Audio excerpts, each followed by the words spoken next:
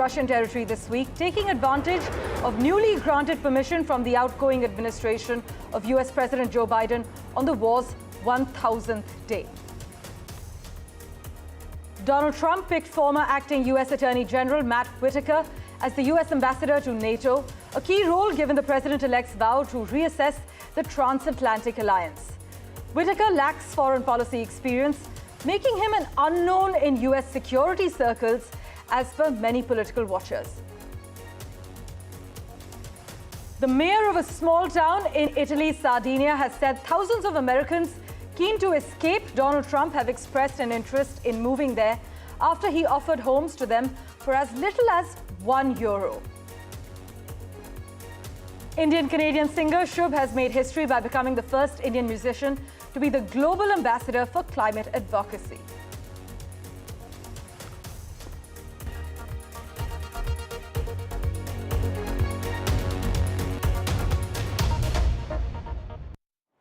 Well, a big focus, India and Guyana have firmed up 10 agreements to shore up cooperation in a range of key sectors such as hydrocarbons, digital payment systems, pharmaceutical and defense, following talks between Prime Minister Modi and Guyanese President Mohamed Irfan Ali. Prime Minister Modi has just been bestowed with Guyana's highest national award.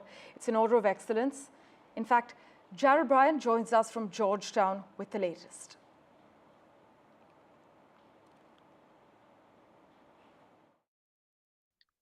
Okay, so since Prime Minister Modi's arrival in Guyana, today has been a packed day. They have held bilateral discussions and they have signed MoUs. The MoUs center around agriculture, ICT, defense, infrastructure, energy, health, and so forth. They have also had bilateral discussions in the areas of oil and gas. Guyana is an oil and gas producing country.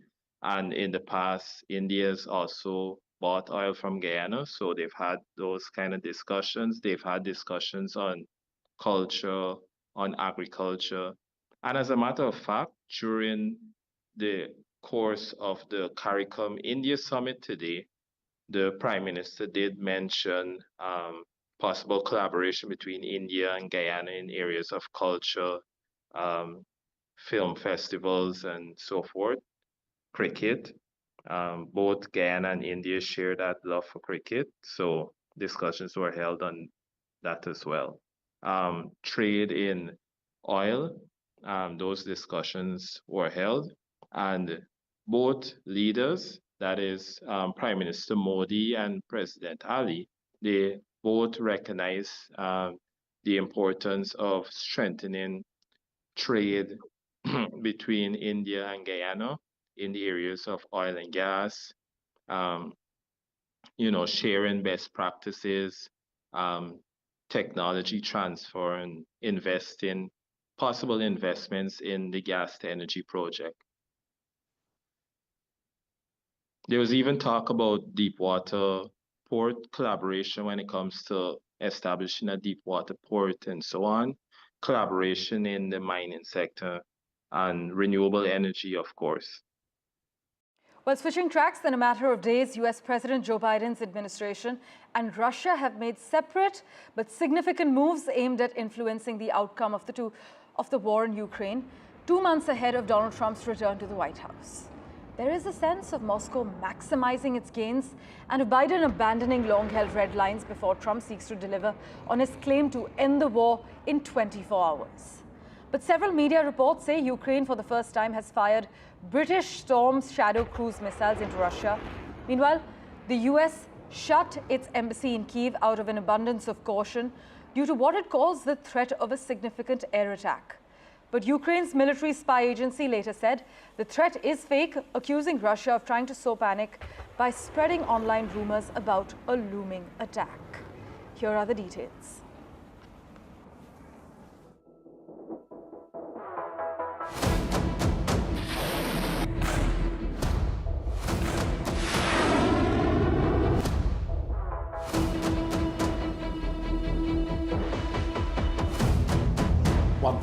announcement of the conflict. Full-scale armed attack on Ukraine. Всех вопросов, связанных с этим конфликтом, это прежде всего Китайская Народная Республика, Бразилия, Индия. 925 days into Europe's longest-running conflict since the Second World War, Russian President Vladimir Putin for the first time expressed interest in finding an end to the conflict. It also put India and Prime Minister Modi at the center of a possible peace solution. One that could be reached at a negotiating table and not on the battleground. In line with its rising global stature, New Delhi has emerged as an important global voice. And since Putin's public outreach, India has opened back-channel talks to both the warring sides. A feat that's almost unique to India and testimony to its multipolar foreign policy. Prime Minister Modi's subsequent trip to Ukraine and the visit to the Children's Hospital in Kiev set the tone for finding an end to a war that has taken a huge human toll. और मुझे लगता है कि युद्ध की सबसे पहली casualty किसकी होती है तो निर्दोष बालकों की होती है और वो बहुत दर्दनाक होता है। किसी भी समस्या का समाधान रणभूमि में कभी भी नहीं होता है। समाधान का रास्ता बातचीत से ही निकलता है, डायलॉग से निकलता है, डिप्लोमेसी से निकलता है। With Donald Trump set to be in Oval Office in less than 2 months, India and Prime Minister Modi's role in bringing the two sides on the negotiating table may become even more significant.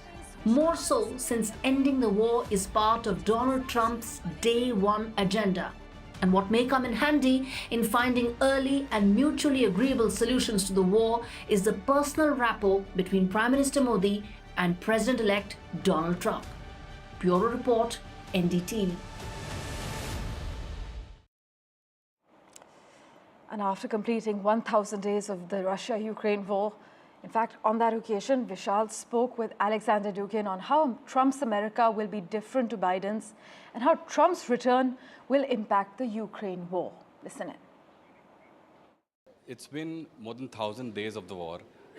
What do you think is Russia's long-term strategy now that it's been, so many days? So our strategy is very clear.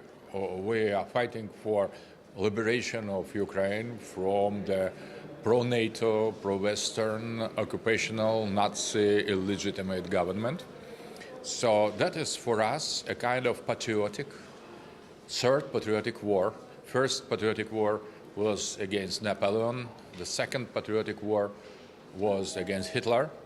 And that is third patriotic war against globalism, against NATO, against Western hegemony. And to put it short, I think that for us, that is a kind of holy war. That is, Ukraine is not enemy. Neither West. West is not main enemy. The main enemy, that is globalist, hegemonic elite that tries to destroy all traditional values, that tries to destroy humanity, human dignity, families, genders, political orders, and that is precisely demonic force. As we have said today in our conference, that is the fight between multipolar world order that represent Mr. Putin and unipolar world order that represents Biden, but not Trump. That in our eyes, Trump is innocent. Trump's America will be different. That is why they try. How different would that be? Now that you mentioned Trump. Nobody knows, but we will see. But we see a kind of agony of wounded dragon in Biden's decision to use. He has said that he will stop the war in a day. Do you believe in that proposition? No, will that be possible? Naive. That is impossible. That is naive. We appreciate much more his will to stop it. His absence of decisiveness to lead it until total strategical defeat of Russia. So never Trump proposed something like that. But I think he doesn't understand well the nature of this conflict. But we have with Trump, and that is important point, the same enemies. His main enemy is not Russia, neither China, nor Iran, but inner globalist sect of the United States that have almost destroyed the United States, all the traditional values of American society, woke ideology, gender politics, transhumanism. That is the main orientation of the Biden's Democrats' politics. George Soros. We consider George Soros a Ravana, demon with whom Rama fought. So that is the global evil for Trump, for Putin, and I think for humanity. So that is why maybe Trump has no plan at all how to stop the conflict, and we will fight until the end in this holy war for us, because for us it is existential. Maybe Trump considered that as a kind of business deal. So it also brings me to a very important day, the 1000th day, and that also marked, a significant escalation in the sense that Ukraine has now started using those long-range weapons. So do you think that is a significant, inflection point in the war? I hope we could avoid nuclear weapon, but Biden want to start it. Let's turn our attention now to the UK, where the Delhi-based family of Harshita Brella, the 24-year-old, found dead in a car boot in East London recently, have called for justice as the UK police continue to hunt for her husband as a suspect in a murder and renewed their appeal for information. In fact, Northamptonshire police released further CCTV images along with a timeline that identifies November 10th as the evening that she was killed at her home in Corby, with the preliminary cause of death given as strangulation, allegedly by 23-year-old Pankaj Lamba. Here's the latest report. In the months prior to her murder, Harshita Brella had been the subject of a court order designed to protect victims of domestic violence. Now, police have released images of the man they believe killed her husband, Pankaj Lamba. Our inquiries lead us to suspect that Harshita was murdered in Northamptonshire earlier this month by her husband, Pankaj Lamba. We suspect he transported Harshita's body from Northamptonshire to Ilford by car.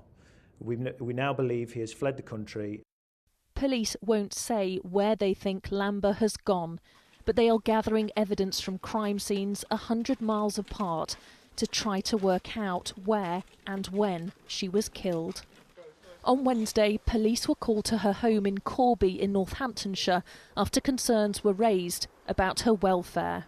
When they came to check on her here, officers say there was no answer. Close neighbours described the home as a house of multiple occupancy with a number of people living here, but they say they didn't know Harshita. On Thursday, her body was found in the boot of a car in Ilford in East London. Police also cordoned off a second location in Corby, close to Harshita's home.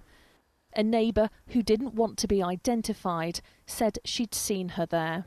I've heard a lot of shouting, a lot of banging around, a male or female arguing, raised voices, like furniture being thrown. She seems like a lovely young woman. She seems laid back and everything. It's just a shame to lose the lovely girl. The Northamptonshire force have referred themselves to the police watchdog, the IOPC, due to the previous contact they'd had with Harshita, as an international manhunt is launched to find her husband. Lisa Dowd, Sky News, Northamptonshire. Meanwhile, Defence Minister Rajnath Singh held bilateral talks with his Chinese counterpart, Admiral Dong Jun, in Laos. Rajnath Singh's meeting comes weeks after New Delhi and Beijing reached an agreement to break the border impasse by actually agreeing to pull their troops along the line of actual control to the pre-2020 position, the year that saw a deadly clash between forces of both nations in Guyana. Now, in the meeting held on the sidelines of the 11th ASEAN Defence Ministers meeting, Mr. Singh also called for reflecting on the lessons that have been learnt from the unfortunate border clashes of 2020, taking measures to prevent a repeat and safeguarding peace and tranquility along the India-China border. In fact, our Defence Minister further added that the border issues could not be decoupled from the overall bilateral relationship. And meanwhile, Donald Trump picked former acting U.S. Attorney General Matt Whitaker as the U.S. ambassador to NATO, a key role given the president-elect's vow to reassess the transatlantic alliance. Now, Whitaker actually lacks foreign policy experience, making him an unknown in U.S. security circles, some analysts argue. But Whitaker has a legal and criminal justice background rather than one focused on foreign policy and national security, yet he's poised to take over an important position for U.S. global affairs. So if confirmed, he will be leading the U.S. mission to NATO at a time when the alliance is grappling over how to continue supporting Ukraine. In fact, a Gallup poll conducted before Trump was elected showed Ukrainians are souring on U.S. leadership and losing hope of joining NATO within the next 10 years. Hoping to regain broader U.S. support, Ukraine officials are actually traveling to rural American communities and portraying Trump as a potentially positive force for Kyiv, as per many local U.S. media reports. And as the world debates Donald Trump's re-election bid, one village on the Italian island of Sardinia sees a unique opportunity. Now, this village, like many rural Italian towns, has struggled with depopulation for years. But to turn things around, it's been offering rundown homes for just €1. That's about $1 to entice new residents and breathe life back into the community. In fact, the mayor of a small town in Sardinia has said thousands of Americans keen to escape Donald Trump have expressed an interest in moving there after he offered homes to them for as little as €1. Following the November 5th vote outcome in the United States, a little Italian village has now launched this website that you see on the right side of your screens, aimed at would-be American expats, offering up more cheap homes in the hope that those upset by the result in the US will rush to snap up one of its empty properties that are advertised on this website on your screens. As always, news and updates continue in a moment. Don't go anywhere.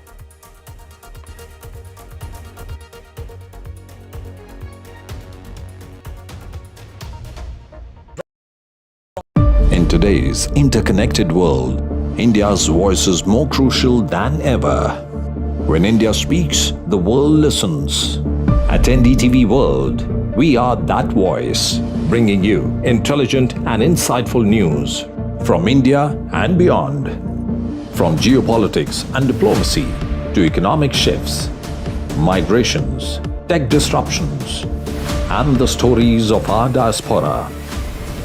We cover the news that shapes our global future.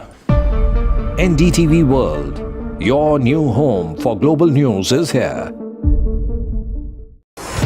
NDTV proudly upholds its legacy of trust and credibility. According to the prestigious Reuters Institute's Digital News Report 2024, NDTV is the top-most news platform in the country. Number one in both online and offline reach in India. Beating all its competition, NDTV stands for trust. It's a web of frauds, calls, luring emails, threatening messages. Cyber frauds have cast their net wide and everyone is at risk. We track the victims, their horror stories as they get conned online, extorted and robbed of their hard-earned money. How to identify a cyber fraud and how to stay cyber safe. What are your options? Fraud.con, NDTV initiative for cyber safety. Only on NDTV 24/7.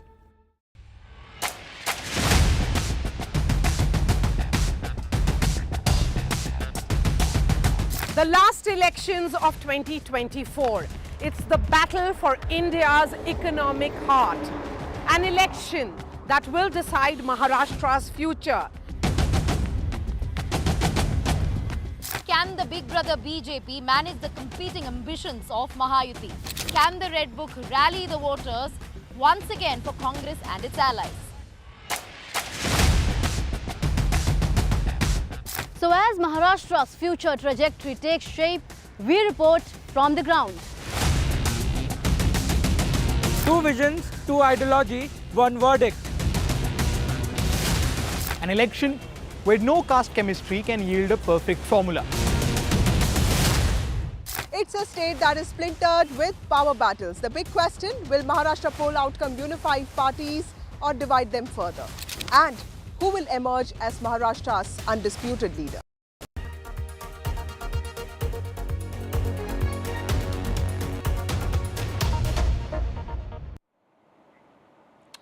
Welcome back. Well, at this point, there is probably only one person who can actually afford to put the grind behind him now. No more hours spent in the gym adjusting his shorts, tugging at his headband or wiping his brow with his wristbands. No more organizing water bottles by his courtside chair or waiting for the next call from his doctors. At last, he can pick up his golf clubs, grab his fishing rod and unwind under the warm Spanish sun, free at last from the privileges and pressures of genius. Nadal has retired from professional tennis during the Davis Cup in Malaga in Spain, marking the end of a remarkable career. In fact, as The Guardian's Kevin Mitchell put it, the quiet man from Mallorca couldn't stop the clock on his aging body, but what a life, what a career, truly tennis is the real thing.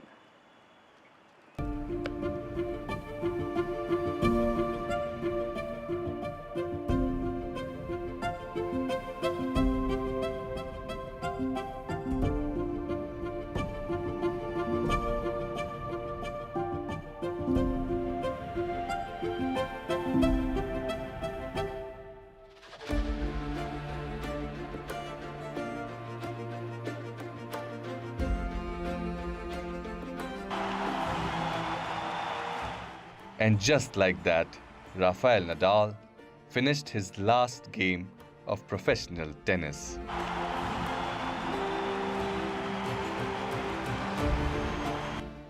Watched and cheered on by a massive crowd, the Spanish tennis superstar rode a last time in the quarterfinals of the Davis Cup.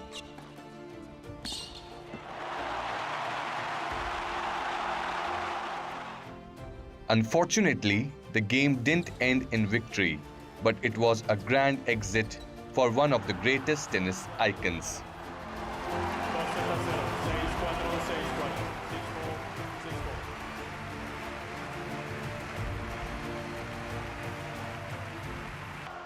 Bueno, buenas noches a todos. Las gracias pues las tengo que dar yo a tanta gente que es difícil empezar de alguna manera, ¿no? Pero bueno, empezaré por los que están hoy aquí. Gracias a todos vosotros, el público.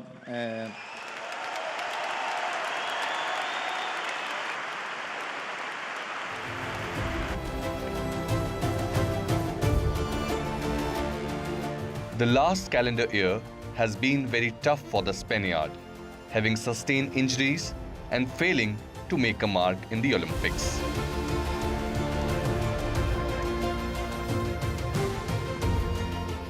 But after 22 Grand Slams, an Olympic gold and countless moments of pure domination on clay, the Spanish bull has bid farewell to the game.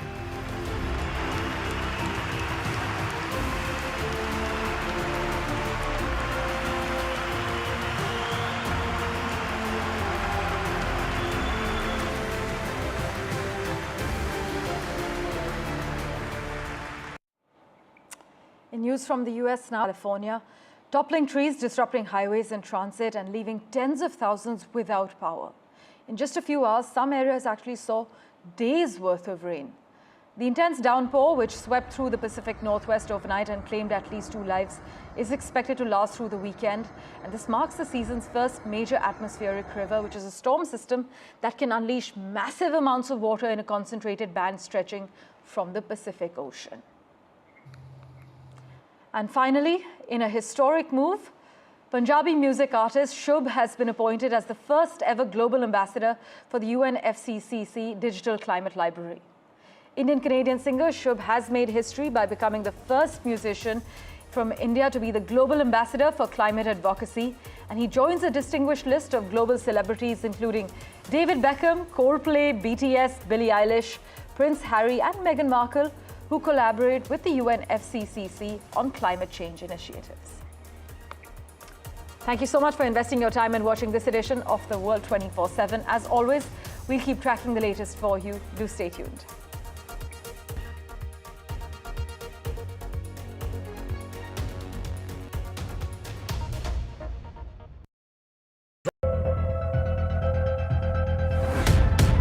We reached an agreement on petroling.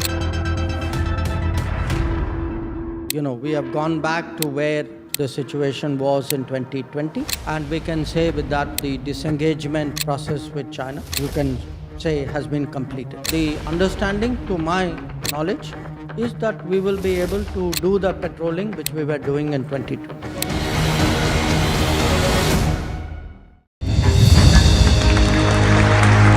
I now request the Honorable Prime Minister to launch NDTV World and address the summit. It was the grand launch of NDTV World by Prime Minister Narendra Modi. NDTV World, as he laid out his vision for the India century at the NDTV World Summit. ऐसी सदी जिसमें भारत के प्रयासों से दुनिया में स्थिरता आए. In the presence of those who are shaping our future. मेरी तरफ से आपको ढेर सारी शुभकामनाएं हैं. NDTV World, your new home for global news is here. Stay informed and entertained with the new and updated NDTV News app. You can watch all our channels live, listen to podcasts, read breaking and exclusive news from around the world and more. Download the NDTV app today and get access to the best journalism and storytelling on your smartphone or tablet. The NDTV app. News that matters to you. Hello and welcome to India Sense, where I speak with global opinion makers. The United States has made a strategic decision over the last 20 years to move closer to India. So a $7 trillion economy seems a perfectly conceivable number. If you want to be a national party, it's that you sort of accept the way the world is rather than want to endlessly hark back to how it was. Modi is promoting the digitization of the economy, which is accelerating growth in the country.